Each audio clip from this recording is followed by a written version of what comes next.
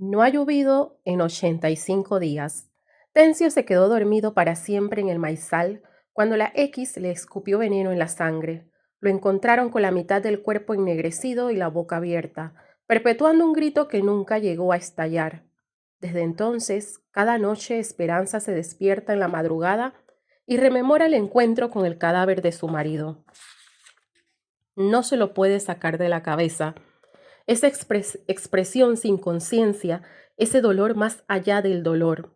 Recuerda el olor a miseria, el color de la muerte mientras lo envolvía en la sábana, las tablas que martillaron unos brazos voluntarios en su presencia, mientras a los niños los arrastraron al patio para contarles mentiras. Cuando se le secaron las lágrimas, llevaron el cuerpo de Tencio al campo santo, y ella caminó muda, ciega, exhausta de la ausencia que la acompañaría hasta el último de sus días. Esperanza se sienta en la cama y lucha con la respiración entrecortada y la migraña. Su malestar no es solo sed, es angustia. Y es también la sórdida experiencia cotidiana, la del sueño interrumpido, el extrañamiento convertido en dolor. Así se queda esperando el alba, con una mano en el pecho y la otra extendida en el lado de la cama que continuará vacío. Su mano, que a veces avanza hacia la cabecera y luego aterriza en el centro del colchón, parece una paloma congelada en el vuelo. Hoy duele como ayer, porque el dolor que siento es el mismo, murmuró la mujer mirando la pared de quincha agrietada por la aridez y la precariedad. La entrada y el portal los empezó su marido con cemento. El resto de la casa se haría poco a poco, con lo que la promisoria venta del ganado les dejaría. 9 reses que a la muerte del padre se repartirían entre los hermanos. A Tencio le tocaba cuidarlas en el terreno que el viejo le había dejado. 3 de los hermanos migraron a la ciudad, pero Tencio se rehusó a regalar el patrimonio. Esperanza, el señor Joaquín ha dicho que comprará. Pagará por el terreno y por las vacas. Ha dicho que lo hará de una vez y entonces podremos empezar una vida. Pagará el precio justo. Pero Tencio murió. Y después le sobrevendría la sequía. Ahora ella era la custodia de lo que su marido tanto amó. Eran varias las cartas que había enviado a la ciudad sin respuesta. Esperanza ya no tenía dinero, ni aliento para esperar. No van a comprar, con esta sequía nadie va a comprar nada. No hay agua para la gente, menos para los animales, musitó la mujer, y un silencio espeso rebotó en las paredes. Un par de azulejos volaron hasta el orificio que funge de ventana pidiendo agua. Cerca de las 7 los niños llegarán hasta su cama y le pedirán lo mismo. Mientras tanto, todavía dormidos en el catre, parecen una camada de gatitos paralizados por el calor. Ese aliento de infierno que atraviesa los arrozales secos, las quebradas muertas, los caminos polvorientos y se cuela por las pencas hasta convertirse en pesadilla, los despertará pronto. Esperanza sabe que el dolor engorda con la miseria. Cada día duele más porque cada día hay menos, como un círculo vicioso, miserables y sufrientes, sobrevolando un agujero negro. Así transcurren las horas de la mujer con sus hijos en medio del pastizal, con esas reses que no dejan de dar vueltas alrededor de la casa. Salió al patio, depositó los ojos en el finito y el fogaje perpendicular anestesió su piel trigueña. Ya perdió la cuenta de cuándo fue la última vez que se escuchó a sí misma reír. A veces los niños jugando en el patio sueltan una risa furtiva al encontrar una libélula seca o cuando desordenan el camino de hormigas sedientas que entran a la casa para hurgar en las esquinas. Esperanza estiró sus manos y con solo mirarlas supo que ya no tenía fuerzas, fuerzas para seguir, para permanecer en este desierto en que se había convertido la finca. Ya no había ilusión en su pecho y su mente también flaqueaba. Muchas veces se sintió desorientada porque con frecuencia perdía la noción del día en que vivía. Entonces recurría a la cocina y miraba en el calendario con la imagen de Santa Librada, la fecha que desde hace mucho era una cifra sin vida. El día era idéntico al anterior. Quizás la inercia la mantenía despierta, la inercia porque la lluvia se encontraba extraviada muy lejos de aquí.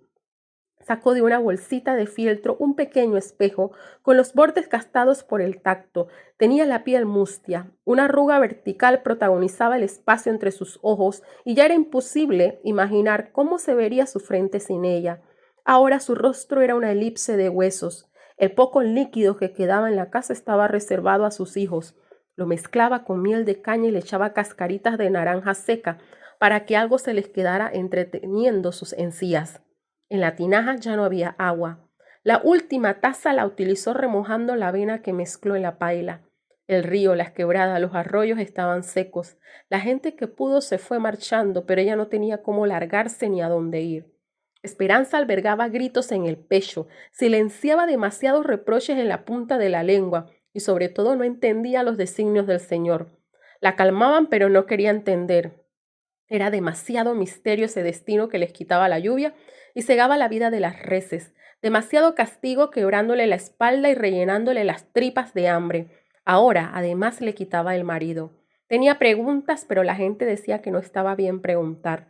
No se reclama porque Dios sabe cómo hace las cosas, o como dijo el Padre, los caminos del Señor son inescrutables. Inescrutables, repitió para sí Esperanza. No comprendía del todo el significado de esa palabra, pero daba lo mismo porque nadie parecía interesado en explicarles la voluntad del Señor. Desde hace meses ella y sus hijos estaban fuera de su vista, se quedaron solos. Recorrió el patio y una brisa haragana apenas le rozó la cara.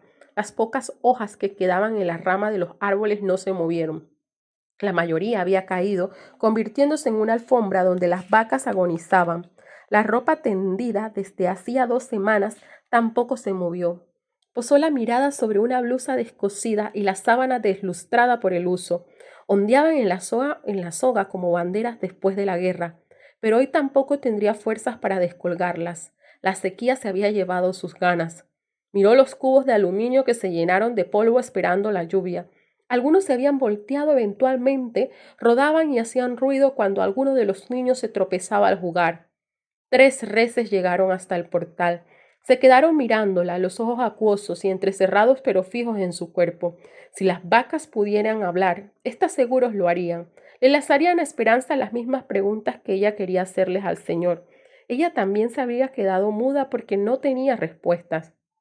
Morirán de sed. La miró a los ojos y se sumergió en esa noche de pupilas más negra aún que la noche misma. Ay, Tencio, ¿por qué me dejaste en este mundo? La mujer miró a su alrededor y todo era sinónimo de sufrimiento. Esto era el infierno, el castigo eterno del que habló el cura en el último sermón que escuchó. Las vacas continuaban allí, como ella tampoco tenían fuerza para moverse. Hizo un amago por espantarlas con el trapo de cocina que guindaba de su mano, más por costumbre que por utilidad, pero las reses no se movieron. Diríase que se quedaron clavadas en el cemento del portal. Pasaron las horas y sus huesos esculpidos a lo largo del costillar los iluminaría la luna. Esperanza entró en la casa, quería gritar y preguntar sin freno, pero los niños las miraban atentos. Replicaban las preguntas de las vacas en sus rostros y el mutis hacía eco en sus pequeños cuerpos. Ni para las vacas ni para ellos tenía respuesta. Esperanza no tenía respuestas ni para sí misma. La mujer los miró como miraban las madres con el océano de cariño que se entrega aunque se tengan las manos vacías. Los abrazó y de ese gesto protector brotó el último gramo de fuerzas que le quedaba. El más pequeño era idéntico a Tencio, el hombrecito de la casa, recién había dejado de gatear. Las niñas eran dóciles y se parecían a ella. Los sentó en la cama y los vistió con la ropita de fiesta, la misma que usaban para ir a misa los domingos cuando atravesaban la loma en familia. Desde que Tencio murió, no regresaron a la casa del Señor. Sacó la paila del fogón que desde hace días se encontraba apagado y revolvió la avena. Distribuyó la materia reblandecida en partes iguales. Mientras colocaba las totumas sobre la mesa, a cada niña le dio un beso en la frente. Al más pequeño le hizo un biberón con agua de arroz y lo envolvió en su regazo. Sus pechos se habían secado como la tierra y no podía amamantarlo más. Con el tiempo sus lágrimas también se secaron en complicidad con el cielo.